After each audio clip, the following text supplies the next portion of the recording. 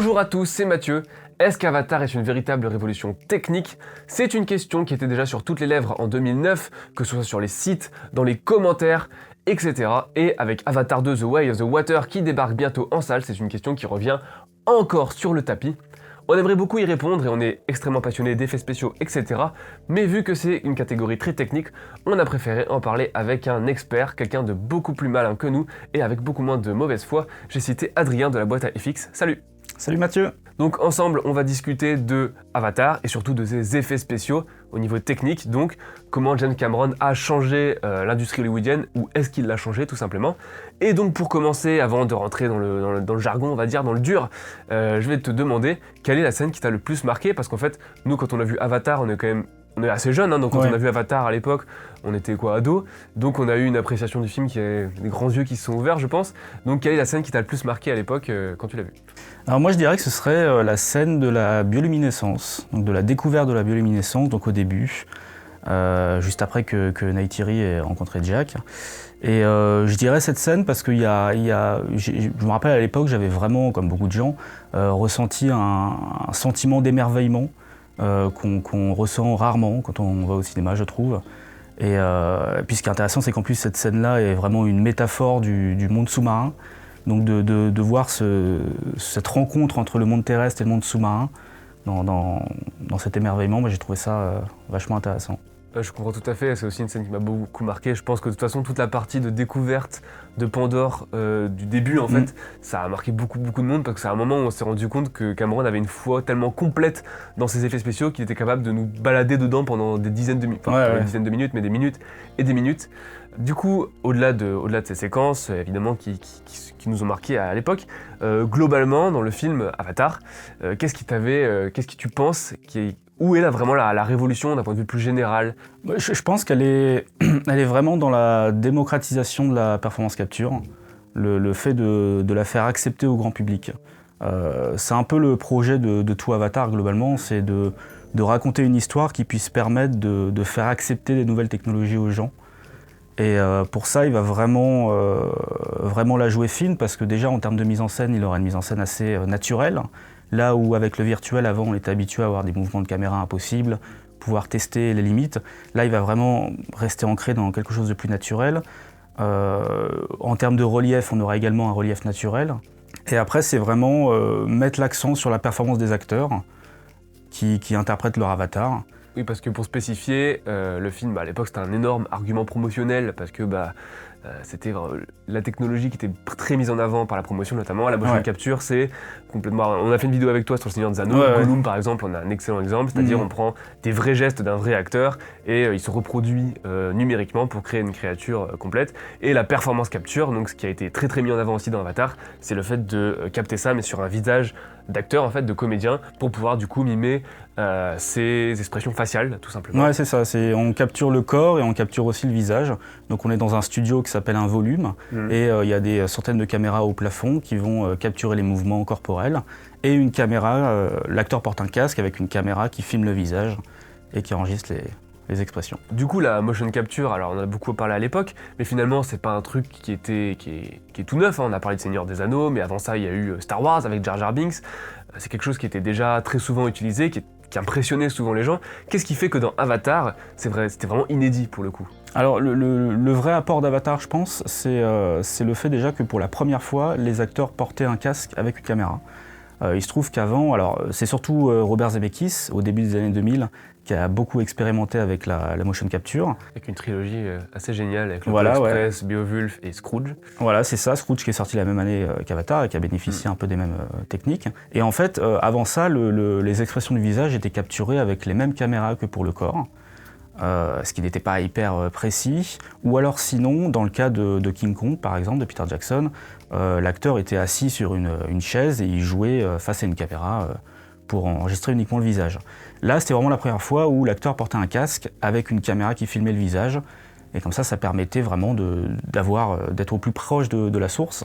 Et ça, pour le coup, c'est quelque chose qui va qui va changer beaucoup de choses parce que même encore aujourd'hui, on est dans cette configuration-là. Tu parles d'aujourd'hui, mais moi je pense par exemple, d'ailleurs vous en avez parlé aussi dans la vidéo Seigneur des Anneaux, de la planète des singes, des épus 2 et 3, où pareil, il y a ce système-là, je pense, et l'expression faciale des singes, qui est quand même un sacré défi technique pour le coup, ils se permettent en fait de le capter en gros plan vraiment, et je pense pour moi que c'est aussi ce qui a fait la force d'Avatar, c'est-à-dire qu'avant, mine de rien, les grandes figures de la motion capture, en fait c'était des personnages animés dans des environnements réels, alors que là, il se permet en fait de créer des dialogues entre plusieurs personnages en motion capture à une échelle qui est quand même assez gigantesque en fait. Et on y croit en fait. Les Zoe Saldana, Sam Worthington, leur jeu est vraiment retranscrit par ce système-là et c'est assez bluffant quoi. Ouais, et puis surtout, c'est vrai que Weta a créé ses propres logiciels en fait pour gérer ça. C'est-à-dire que une fois que la caméra filme le visage, il faut traiter ces informations. Donc ce qui se passe, c'est qu'ils ont un logiciel qui vont traquer les petits points sur leur visage. Mais ensuite, ces points-là, il faut vraiment réussir à les retranscrire sur le personnage virtuel, et c'est là que ça devient compliqué. C'est qu'à la fois, il faut réussir à retranscrire le plus fidèlement possible ce qui a été interprété, sachant que le visage a une morphologie un peu différente, donc il faut réussir à l'adapter. Mais les animateurs ont aussi la possibilité de réanimer par-dessus, et donc d'écraser en quelque sorte la performance capture pour réanimer et ajuster, parce qu'il ne faut pas oublier qu'il y a eu un énorme travail des animateurs au niveau du visage. Autant la performance capture aujourd'hui, elle est suffisamment développée pour vraiment avoir un truc semi-automatisé. Clairement, en 2009, il y avait une grosse intervention des animateurs pour avoir toutes les subtilités de visage, les pommettes, ce genre de choses. Ça, c'est quelque chose qu'ils pouvaient difficilement retranscrire. Oui, je me rappelle d'ailleurs tout récemment alors je me rappelle plus comment il s'appelle, mais c'est un des grands artistes d'effets spéciaux qui est sur Twitter notamment, qui disait qu'en fait c'était assez amusant qu'aujourd'hui on mette tout sur la performance d'acteurs, notamment via Andy Serkis dans les performances capture, comme si c'est eux qui faisaient tout, alors qu'en fait c'est quand même 95% du travail des animateurs. Oui, complètement. Et que certaines fois d'ailleurs on dirait qu'ils jouent, alors qu'en fait on prend juste, c'est eux qui animent tout ce qui se passe. Ouais. Après, le gros avantage c'est que pour le coup la performance vient de l'acteur, c'est là l'avantage, mais après c'est l'animateur en grande partie qui anime. Faut savoir aussi que sur le tournage d'Avatar, il y avait plein de caméramans qui filmaient le tournage pour avoir des caméras de référence. Et en fait, ça permettait de filmer les visages des acteurs pour qu'ensuite les animateurs puissent voir ce que faisait vraiment l'acteur avec une caméra normale pour pouvoir animer et se caler dessus. Donc bon, voilà, la promo a beaucoup tout articulé là-dessus, pour la simple et bonne raison que je pense que des carrières entières l'ont prouvé, mais quand un film est techniquement très abouti, en général, on a tendance à se concentrer sur une seule révolution. Je pense, on va dire que c'est ma marotte, mais par exemple, aux Wachowski, je pense que leur carrière la prouve bien. Matrix a été complètement vendue sur le concept de bullet time, alors qu'il y avait plein de petites révolutions cachées dedans. Et après Speed Racer, elles n'ont pas réussi à vendre le truc sur une seule révolution, et du coup, ça s'est un peu craché, je pense. Évidemment, il y a plusieurs facteurs qui rentrent en compte, mais c'est souvent quelque chose qui est pris en compte dans la promotion. Du coup, sur Avatar, on a beaucoup axé la chose sur le fait d'avoir de vrais acteurs qui jouent notamment les performances de Sam Worthington et de Zoe Saldana dans les rôles principaux, mais finalement est-ce que ça cache pas, est-ce que c'est pas un peu l'arbre qui cache la forêt, pour reprendre une terminologie de la nature fandorienne? Est-ce que derrière il n'y a pas aussi plein de petites choses qui font aussi d'Avatar un film novateur sur plein d'aspects? Et on sait que Cameron aime truffer ses films de petites idées comme ça. La principale, je dirais, c'est que c'est un peu la naissance de la production virtuelle, clairement. Qui envahit les films aujourd'hui, c'est-à-dire qu'en gros, c'est l'idée de filmer sur un plateau de tournage virtuel son film, en fait. Et ça passe par la création de la caméra virtuelle. La caméra virtuelle, en fait, c'est le fait de filmer les acteurs en performance capture en les voyant directement sur son moniteur en avis dans l'environnement. Donc en gros, Cameron, il porte une sorte de manette de jeu vidéo, quoi, où il a un écran.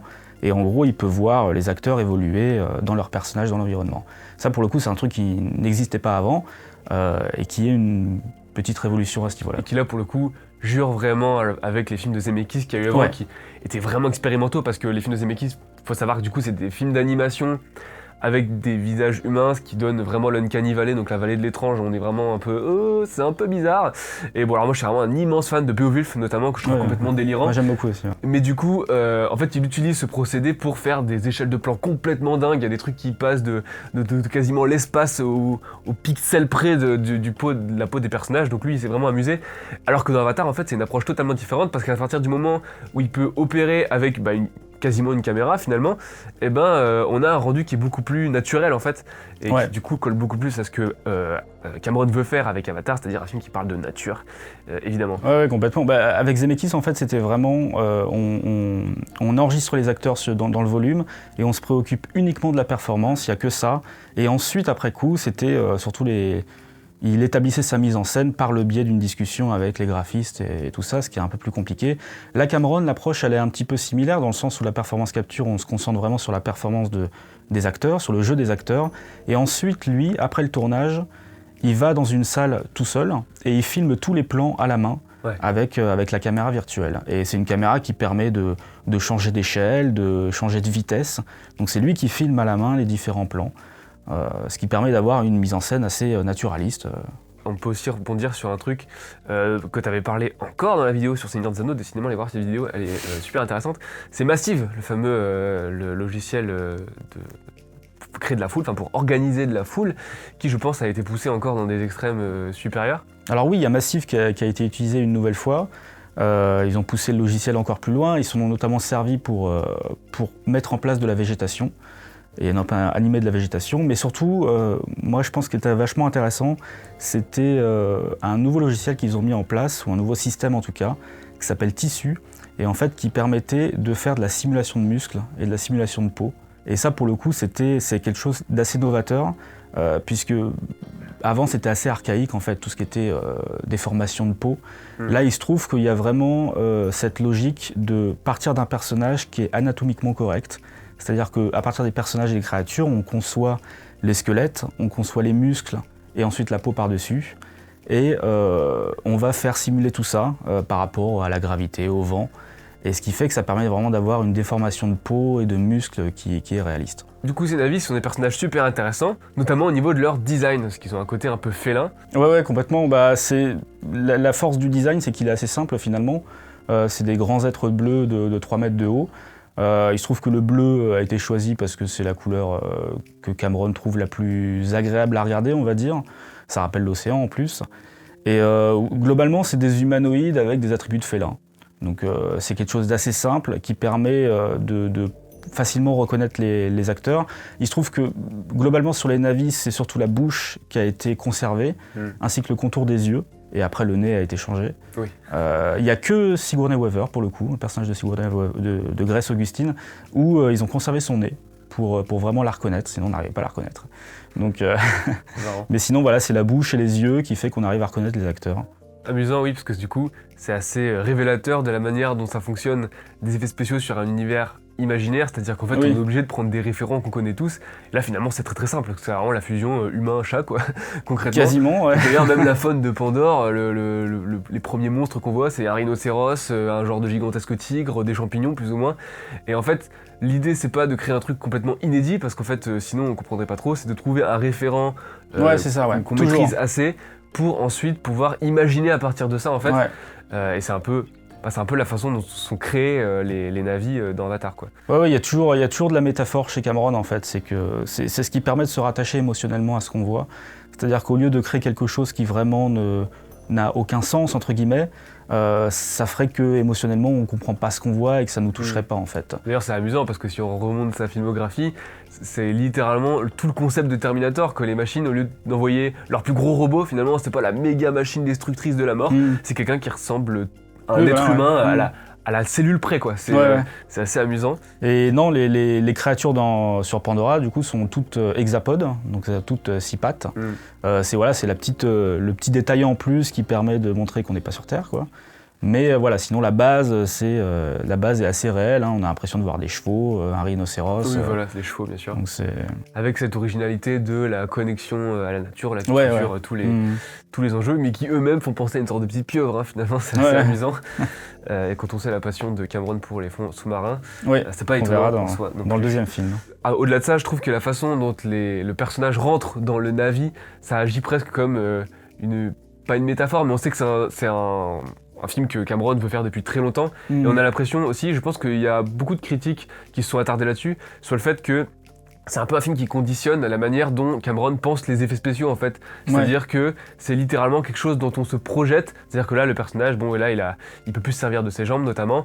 Et il y a cette séquence où il se découvre en avis et le premier truc qu'il fait, c'est évidemment il court. Il voit les effets spéciaux comme en fait une manière de se laisser pousser des ailes au cinéma, tout en gardant, avec ce truc de la motion capture, une certaine humanité qui est, c'est la dernière strate de son fameux triple climax, c'est l'émotion quoi, l'humain. Et en face, il y a d'autres effets spéciaux qui sont donc les machines, les mechas des méchants, qui eux pour le coup sont complètement déshumanisés en fait. Et donc en fait c'est un combat presque d'approche d'effets spéciaux on va dire, et il défend la sienne quoi, c'est ça qui est assez amusant.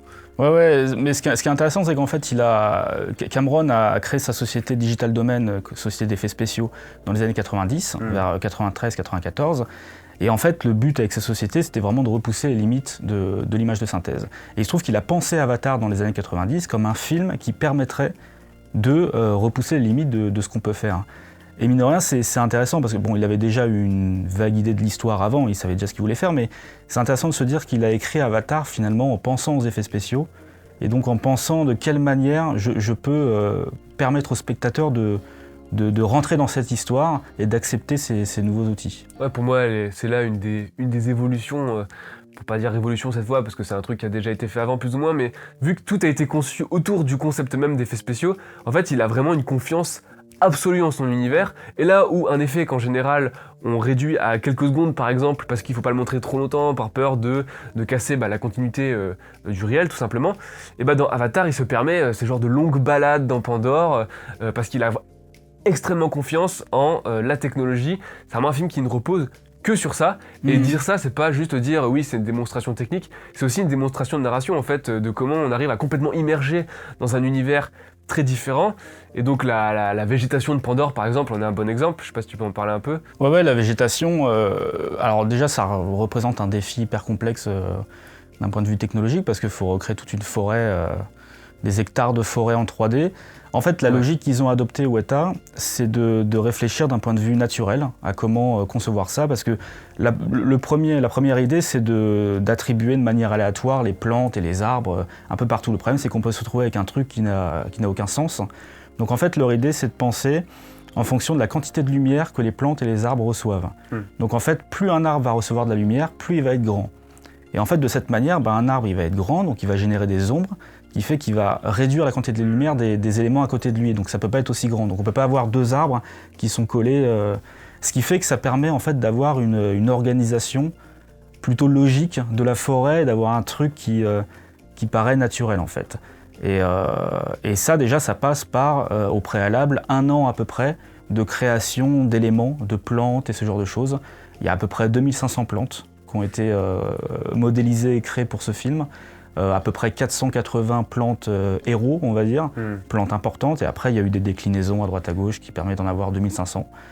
Et ensuite c'est réparti en fonction de la quantité de lumière qu'ils reçoivent. Amusant, puis bon, cette idée de végétation qui se crée littéralement avec la lumière, c'est quelque chose de très cinématographique en soi, parce que c'est tout le concept. Oui, en plus, pour le coup, ils ont mis en place une nouvelle manière de gérer la lumière en 3D, c'est-à-dire que en fait, la lumière, pour la première fois, était précalculée juste avant le rendu. En fait, il se trouve qu'à la base, normalement, la lumière en fait, est calculée au moment du rendu 3D.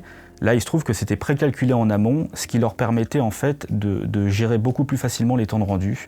Il se trouve que les temps de rendu étaient 25 fois plus rapides, avec une lumière précalculée, ce qui fait penser aux jeux vidéo. Donc c'est là où c'est intéressant, c'est que ça préfigurait déjà l'avènement des techniques de jeux vidéo dans le cinéma aujourd'hui. Et pour parachever tout ça, il y a l'autre gros argument marketing, en plus de la motion capture évidemment, la 3D, dont on a parlé, reparlé, est-ce qu'un hasard a créé, tué, on ne sait pas la 3D. Mais en fait, la façon qui est intéressante, c'est justement comment il l'utilise en complément de ça, en fait, de la végétation qu'il crée. C'est-à-dire que bon, c'est marrant, on dit souvent, les gens disent souvent, à l'époque, alors maintenant elle passe plus, mais à l'époque quand ils allaient voir des films en 3D, il y avait la pub Haribo avec des trucs qui t'arrivent à la gueule, et on voyait beaucoup les gens dire ouais, mais en fait, je préférais beaucoup la pub Haribo parce que pour le coup, tu peux vraiment presque toucher les trucs, tu vois. Et il y a quelques films qui ont tenté cette approche, je pense, à l'époque où vraiment il y a eu un genre de méga boom. Je pense par exemple à un truc comme Voyage au centre de la Terre, donc l'intérêt c'est de te balancer des trucs à la tronche pour que tu puisses. Pour le coup, qui arrivait juste avant Avatar et qui a utilisé les caméras de Ah ouais. De James Cameron, ouais, Amusant. en partie, ouais. Bah oui, bah du coup, dans ce film-là, on a ce truc on essaie d'attraper des choses, et il y a un côté un peu attraction derrière. Ouais, complètement. Ouais. Là où dans Avatar, on prend un truc qui, pour moi, je pense, la meilleure utilisation de la 3D, c'est qu'on l'utilise pour faire des strates de profondeur, en fait. C'est-à-dire que du coup, cette jungle, elle est d'autant plus caractérisée qu'elle n'est pas en 2D, elle est pas plate. C'est vraiment un univers luxuriant, mais sur des mètres, et on peut le sentir, parce qu'en fait, on sent qu'il y a une profondeur dans l'image. Et c'est assez impressionnant la manière dont tu l'as utilisé. Mais je pense qu'en fait, au-delà de la manière dont on l'utilise d'un point de vue technique, en fait, au-delà des outils qu'on utilise, ce qui est important surtout, c'est de penser sa mise en scène en relief, en fait. De penser sa mise en scène avec 3 niveaux de relief. Il y a ce qu'on appelle la parallaxe nulle, c'est le niveau 0. La parallaxe positive, c'est le niveau en avant. Et la parallaxe négative, c'est la profondeur. Et en fait, ces 3 niveaux-là, c'est avec ça qu'il faut jouer. Et Cameron, il arrive parfaitement à penser sa mise en scène. Puis il a l'expérience, parce qu'il a déjà testé la 3D par le passé. Ouais, c'était sur son attraction Terminator 2 dans les années 90. Devenu assez culte d'ailleurs depuis. Voilà, ouais, où il a commencé à réfléchir, à concevoir sa caméra en relief. Et puis ensuite, il a fait plusieurs documentaires par la suite où il a peaufiné tout ça. Donc en gros, la caméra en relief, il y a 2 systèmes possibles. Soit c'est un rig parallèle, donc c'est-à-dire qu'il y a 2 caméras qui sont collées et qui s'écartent pour faire l'écartement des yeux, ou alors c'est un rig miroir, c'est ça que Cameron a mis au point, c'est-à-dire qu'en gros on a une caméra qui filme devant, on a une caméra qui filme à 90 degrés, qui est inclinée à 90 degrés, et il y a un miroir à 45 degrés qui vient réfléchir l'image, et comme ça permet vraiment de rapprocher les 2 caméras au maximum et d'avoir un relief très subtil. Du coup, tout ça c'est l'œuvre de beaucoup d'artistes, parce qu'on a tendance à remercier que Cameron, parce que bon, il a une filmographie quand même à part, mais il y a quand même beaucoup de monde qui travaille sur ces films, là c'est quand même assez impressionnant, je sais plus il y avait combien de personnes qui travaillaient sur les effets spéciaux, mais ça explose, c'est assez impressionnant. Ouais, de toute façon, il y a eu 12 studios au final qui ont bossé dessus, parce que Weta ils se sont rendus compte un an avant qu'ils pouvaient pas tout faire en fait, surtout quand Cameron a rajouté 40 minutes de film. Donc, mais oui, il y a 2500 plans VFX à peu près, il y a 900 personnes chez Weta qui ont bossé dessus, et 12 studios, donc... Ouais, c'est absolument gigantesque, d'ailleurs je crois que ça leur a demandé de stocker ça, d'utiliser des serveurs gigantesques. Oui, c'est délirant, ouais, il y a 40 000 processeurs, ils avaient, je sais plus, 100 gigas de RAM à peu près, et en gros l'espace de stockage total était de 1 pétabit, ce qui correspond à 1000 Tera et 1 million de gigas. Donc voilà, c'est pas mal, c'est grosse clé USB. Là. Ça déconne pas, ouais. Mais bon, du coup... on dit souvent quand même que ce gigantisme est plus ou moins dû à la personnalité de Cameron, qui c'est vrai, il a quand même pété toutes les barrières les unes après les autres. Le fait qu'il est enchaîné, c'est un grand mot, parce que c'est des films qui sont très très loin l'un de l'autre, mais Titanic et Avatar, entre guillemets... il y a 10 ans quand même. Oui, il y a 10 ans, mais bon, c'était ces films entre-temps. Ça prouve aussi justement qu'il met beaucoup de temps à faire ces films, pour une raison qui est assez simple, c'est que c'est pas juste... pour le plaisir à chaque fois de rajouter une strate technologique par-dessus, mais c'est vraiment de faire avancer la narration en symbiose avec cette technique, parce qu'en fait, j'ai l'impression que c'est un peu ce qui l'intéresse, lui, la technique, mais pas simplement comme une sorte d'expérimentation de petit chimiste, mais comme un vrai sujet, un vrai sujet narratif au cinéma, et c'est un truc qu'on peut voir, je pense, dès le Terminator, en fait, vraiment, c'est assez visible, et vis-à-vis des effets spéciaux numériques, parce que bon, sur Avatar, c'est de ça dont on parle le plus, c'est assez amusant, parce que finalement, le moment où vraiment il a été le plus loin là-dedans, je trouve, au-delà de gigantisme absolu qui est des films qu'il y a eu après, et ben c'est Abyss, parce que il y a je crois c'est 75 secondes, si je dis pas de bêtises, de plans CGI qui à l'époque étaient absolument jamais vus, et pourtant c'est son film qui a le moins bien marché. Ouais, ils ont mis, je sais plus combien de temps ils ont mis pour faire, Je crois que c'est 6 mois, je crois qu'ils ont mis 6 mois pour faire une grosse 69 secondes. Ouais. Et oui, pour le coup, l'image de synthèse intervient vraiment comme un élément merveilleux.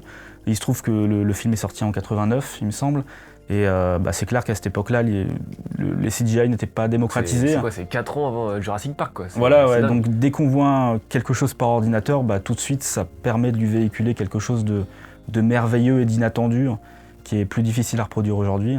Mais effectivement, il s'est servi de ça pour accentuer, voilà. Souvent, en fait, il prend des technologies qui existent, qui ont déjà été expérimentées, parce que de toute façon, les gens expérimentent tout le temps, en fait, à Hollywood. Tout le monde, et il les pousse, en fait, non seulement il les pousse dans ses extrêmes, mais en plus, il les pousse dans la narration, en fait, il les met en scène, et c'est ça qui est assez amusant. Et donc voilà, on parlait de Zemeckis, par exemple. Zemeckis, c'est pas Oui, qu'il clairement, doit ouais. tout, mais c'est assez. En fait, c'est presque triste. Il a presque pris une balle perdue parce que ces 3 films ont. Alors, je me rappelle plus de Scrooge, mais je crois que, du moins, Beowulf, je sais pour avoir bossé dessus, que ça n'a pas été un gros carton, loin de là. Et on lui a reproché beaucoup de choses. Ouais. Et encore aujourd'hui, beaucoup de gens le trouvent laid. Et Ouais. finalement, bah voilà, c'était une expérimentation préparatoire à Avatar et ensuite ce qu'il a démocratisé. Ouais, bah de toute façon, oui, l'idée c'est de se dire que Zemeckis a marché pour que Cameron puisse courir, quoi. Ouais. Donc il a vraiment essuyé les plâtres et mis en place un peu toutes les technologies qui vont permettre à Cameron de tout repousser. En fait, c'est vrai que la technique de Cameron, pour le coup, c'est vraiment d'attendre que les gens mettent en place les technologies et ensuite les pousser encore plus loin dans leur retranchement. Parce que je crois qu'il avait dit qu'il bossait sur Avatar depuis les années 90, quelque chose comme ça. Ouais, c'est ça. Bah, en fait, à la base, il a créé Digital Domain, donc sa société d'effets spéciaux dans les années 90. Et l'idée, c'était de faire Avatar avec ça, en fait. Il aurait dû enchaîner juste après Titanic, faire Avatar. Mais il se trouve qu'on lui a dit que la technologie n'était pas prête pour ça. Donc Du coup, il a fait attendu. un petit film qui s'appelle Titanic entre deux. Ouais, voilà, parce c'est qu'il ça. s'ennuyait, quoi. Exactement. Et pendant ce temps-là, aux 4 coins du monde, les choses ont évolué. Il y a eu Le Seigneur des Anneaux, il y a eu ILM qui a expérimenté de son côté. Donc, il y a eu les films de Zemeckis qui étaient faits par Sony Pictures Imageworks. Et donc voilà, chacun de son côté a poussé un peu les potards. Et puis c'est quand Les Deux Tours en particulier est sorti et qu'on a vu Gollum, que là Cameron il s'est dit ok, je pense que c'est le moment. Et du coup, on en arrive au fameux point de discorde. Qu'est-ce que ça a changé en fait, Avatar? Est-ce que vraiment c'est du jour au lendemain? Qu'est-ce que c'est devenu important? Est-ce que c'est vraiment devenu important pour l'industrie? Est-ce que Avatar est un point de non-retour? Je pense qu'Avatar vraiment a vraiment démocratisé le fait de se reposer en grande partie sur l'image de synthèse. C'est-à-dire qu'avant, on n'avait pas des films qui étaient numériquement aussi chargés qu'Avatar. Et je pense qu'Avatar a montré que voilà, on pouvait créer des univers entiers virtuellement, on pouvait avoir des personnages virtuels qui soient totalement crédibles. Et en fait, à partir de là, ça a permis d'avoir le Hobbit derrière. Je pense que le Hobbit, par exemple, a énormément été influencé par Avatar dans sa conception. Déjà, le Hobbit est très différent du Seigneur des Anneaux et ça montre à quel point... qu'il est passé entre-temps, quoi. Voilà, ça montre qu'il est passé entre-temps, quoi. Et je pense que c'est moins d'un point de vue technique, on va dire, qu'en termes d'influence de ce que le film a été. Parce que d'un point de vue technique, il n'y a pas de... Enfin, si tu parlais de la caméra sur le visage. Oui, voilà, il y a la caméra sur le visage. Alors Weta a mis au point le logiciel Mari, qui est un logiciel de texturing, qui permet de faire les textures et qui est un logiciel très important aujourd'hui dans l'industrie, encore aujourd'hui. Tous les gros studios l'utilisent. Alors il a quelques concurrents depuis quelques années, mais pour le coup, voilà, ils ont mis au point un logiciel que vraiment tout le monde utilise aujourd'hui.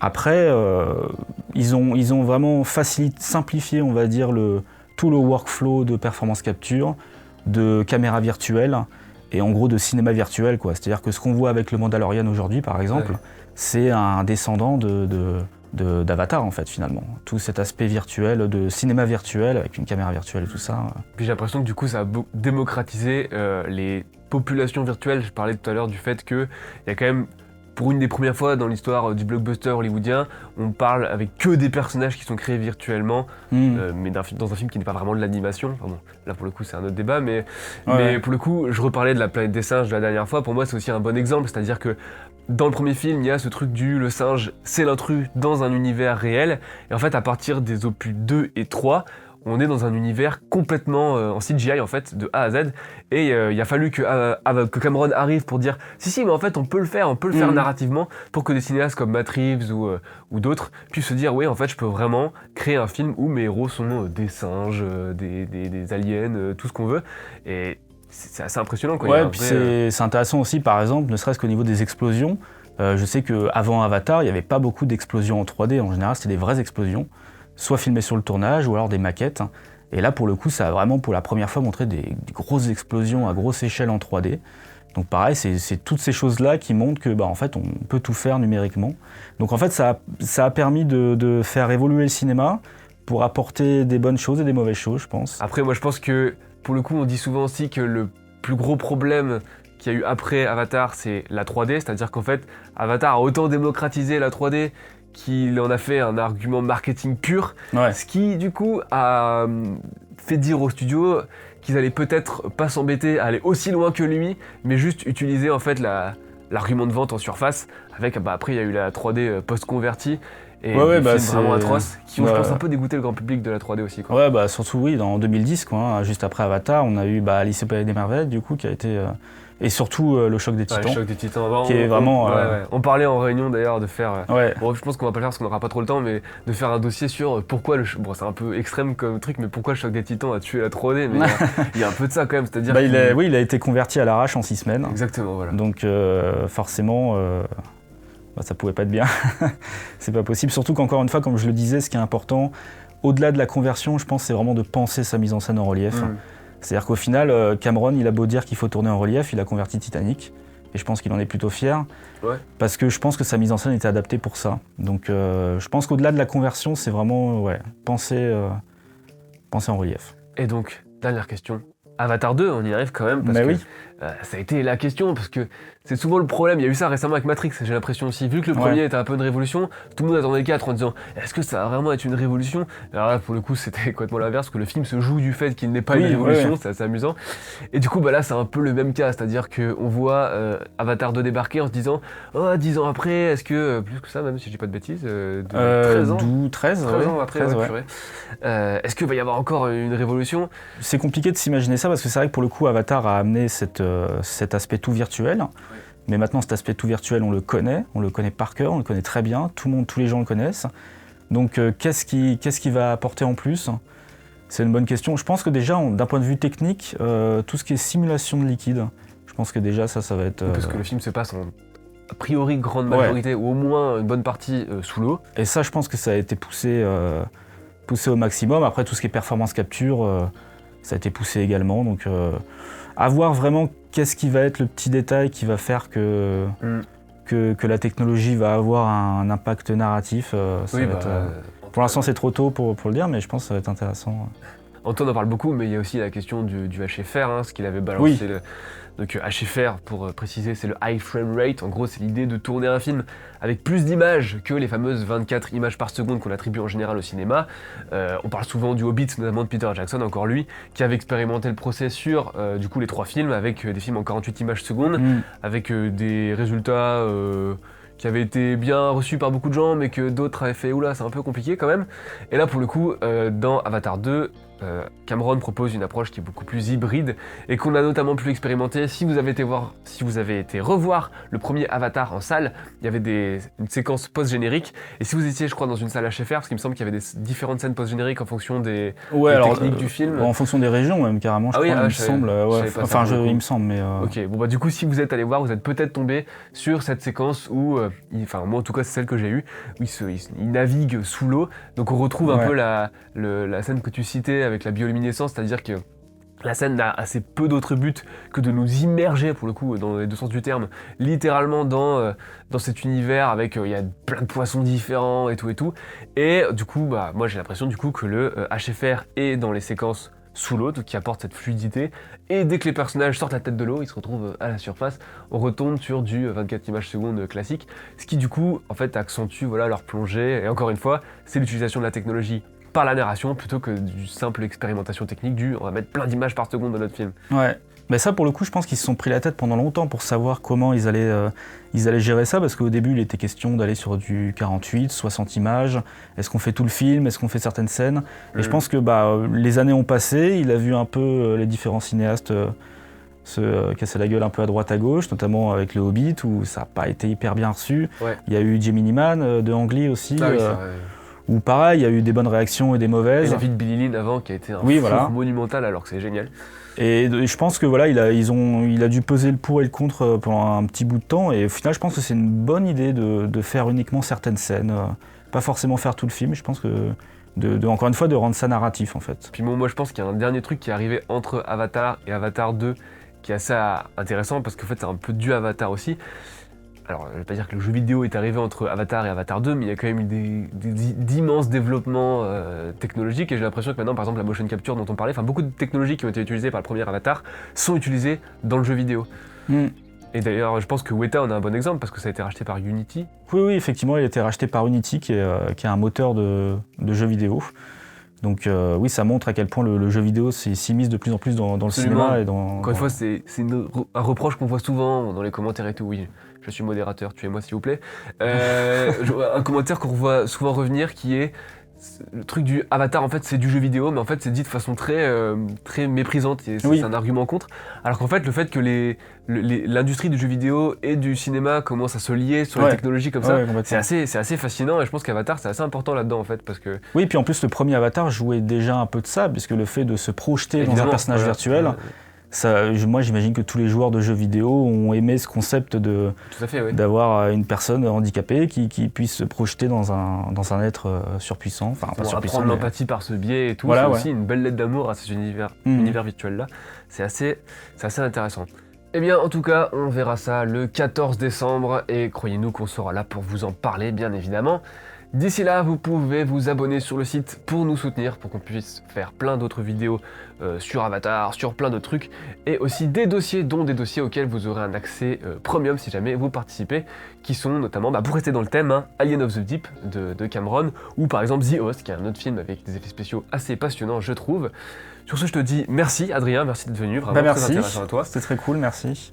Et moi je vous dis à la prochaine. Salut. Salut. Stop.